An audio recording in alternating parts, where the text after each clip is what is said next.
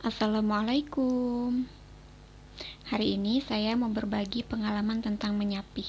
Nah, ini anak pertama saya yang saat ini berumur 2 tahun. Saya mulai menyapih anak saya saat usianya 2 tahun kurang, tanpa metode menakut-nakuti, tanpa memberi rasa pahit, tanpa memberi lipstik, apalagi agar anak tidak mau mimi. Nah, tapi saya menggunakan metode cinta dan alhamdulillah berhasil, sukses tanpa banyak drama. Nah, kesiapan mental ibu, kesiapan anak, serta support suami jadi kunci sukses saat kita mau menyapih anak. Nah, berikut pengalaman saya yang akan saya bagi. Langkah-langkah menyapih anak tanpa drama. Menyapih anak dengan cinta. Nah, yang pertama adalah perhatikan dulu kondisi anak ya. Jadi, sebelum ke proses penyapihan, kita harus memperhatikan kesiapan si kecil sebelum memulai proses penyapihan. Anak yang siap untuk disapih biasanya akan menunjukkan tanda-tanda seperti berikut. Nah, yang pertama itu mulai tidak tertarik dan rewel saat menyusu. Terus frekuensi menyusu juga semakin jarang dan lama waktu menyusu juga semakin pendek.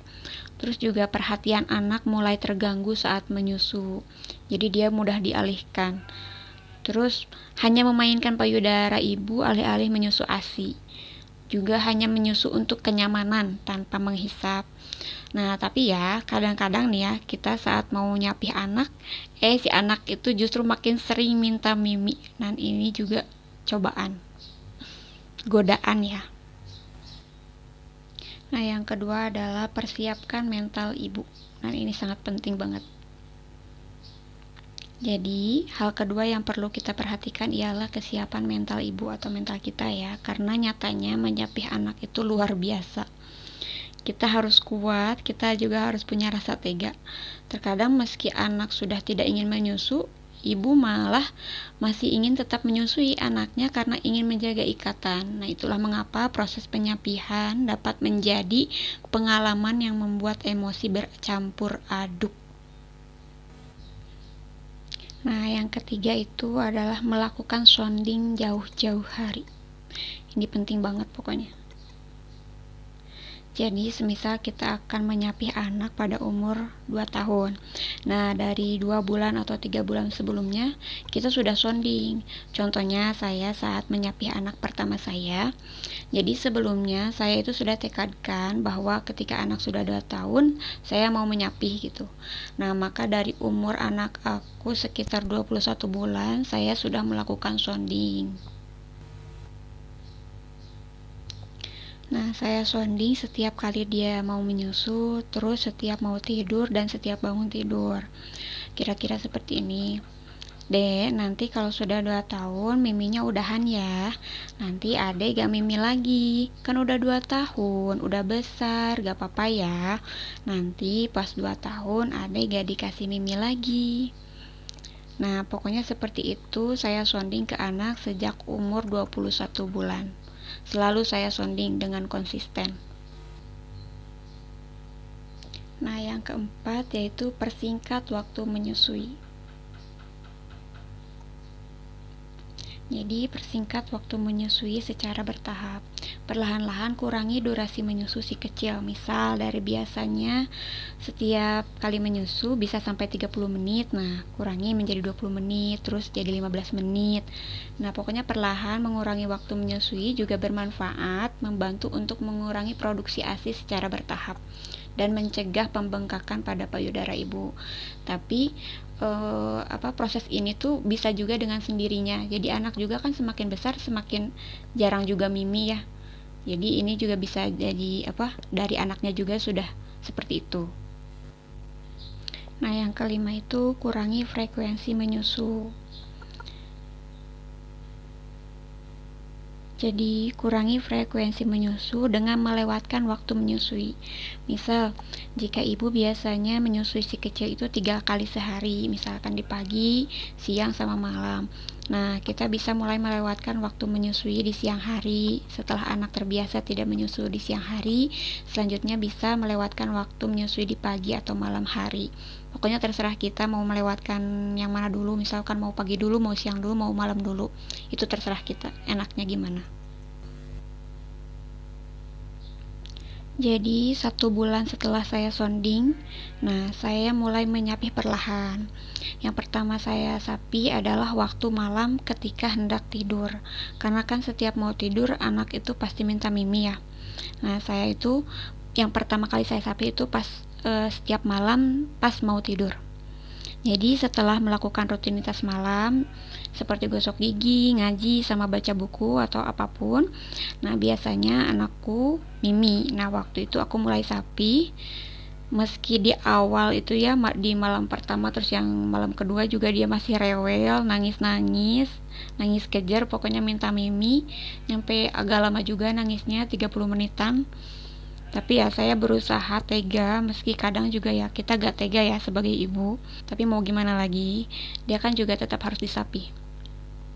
Nah jadi disinilah peran kesiapan mental kita yang emang harus benar-benar kuat, kitanya juga harus yakin. Terus juga kita itu harus menjaga emosi kita ya bun. Memang pas awal-awal itu emosi kita sangat diuji. Tapi alhamdulillah di hari keempat dan seterusnya anakku itu sudah terbiasa dan gak ada drama nangis kejar lagi. Dia udah bisa tidur tanpa harus mimi dulu. Jadi alhamdulillah di hari keempat berhasil. Nah itu tuh baru sapi jam setiap mau tidur malam ya. Belum sapi yang pagi, belum sapi yang siang, terus belum juga sapi yang tiap malam kalau kebangun. Nah jadi setiap terbangun malam saya masih kasih anak mimi. Jadi saya sapi jam mau tidurnya saja dulu, supaya pas tidur siang dia juga terbiasa tidur tanpa harus mimi dulu. Nah setelah berhasil anak bisa tidur tanpa mimi, saya lanjut sapi pagi dan siang. Nah alhamdulillah untuk sapi pagi tidak ada banyak drama ya.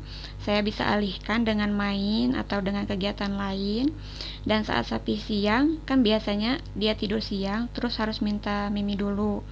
Tapi karena tidur malam sudah terbiasa gak mimi dulu, jadi tidur siang pun alhamdulillah tidak begitu sulit.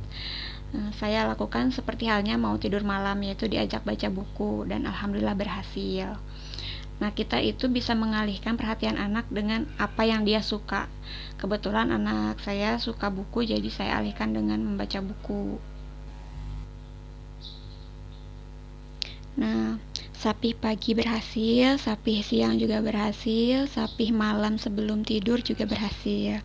Nah tinggal sapi malam setiap dia terbangun dan minta mimi.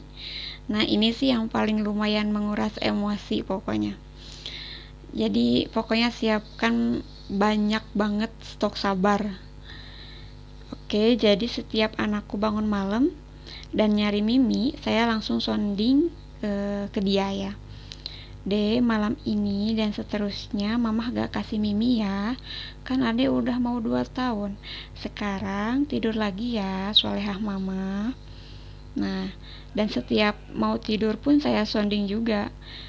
Tidur yang nyenyak ya, jangan kebangun malam, bangunnya nanti subuh ya. Nah pokoknya saya sounding begitu terus. Dan di hari pertama itu jelas ya dia nangis pas pas tidur, terus dia kebangun malam itu dia nangis nyari mimi, karena dia itu biasanya 2 kali bangun tiap malam itu. Nah tapi saya berusaha untuk menenangkan dia, saya coba gendong, masih nangis juga, nangisnya lumayan lama, 30 menitan, tapi ya saya biarin aja gitu sambil digendong. Dan saya tetap kekeh gak ngasih mimi. Akhirnya dia juga bisa tidur setelah nangis 30 menit itu. Nah pas hari kedua juga dia masih nangis, tapi di hari kelima alhamdulillah tidak nangis lagi. Jadi dia udah benar-benar bisa tidur.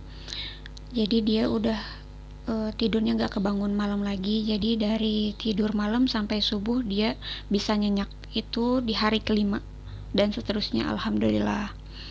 Jadi pokoknya pas nyapih malam setiap kebangun tidur ini tuh emang benar-benar kalau menurut saya yang paling berat gitu, karena setiap bangun kan biasanya kita kasih Mimi, dia tidur lagi, kita juga tidur. Nah ini bagaimana caranya dia bisa tidur nyampe subuh bangun gitu. Alhamdulillah, tapi ya di hari kelima lulus. Nah yang keenam itu alihkan perhatian anak. Jadi kita bisa mengalihkan perhatian anak di waktu menyusu. Ibu bisa mengalihkan dengan hal-hal yang dia sukai. Misalkan dengan camilan favorit, atau misalnya ngajak dia bermain, pokoknya dengan hal-hal yang dia sukai. Jadi perlahan si kecil juga mulai berhenti menyusu dengan sendirinya. Nah, yang ketujuh adalah dukungan keluarga. Ini juga sangat-sangat penting pokoknya. Jadi kita bisa minta bata keluarga yang lain, mintalah anggota keluarga yang lain seperti suami atau orang tua kita atau adik untuk membantu proses menyapi si kecil. Bisa dengan meminta suami mengajak main atau membacakan buku atau menidurkan anak. Nah, jadi buat para ayah nih ya, alias suami, mohon ya pengertiannya dan kerjasamanya. Karena support suami itu sangat-sangat penting demi kewarasan seorang ibu ya. Jadi seorang suami itu harus bisa menjadi support system pertama buat seorang istri.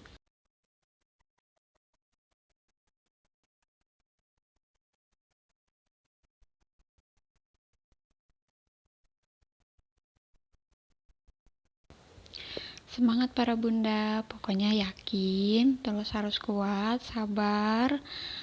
Assalamualaikum.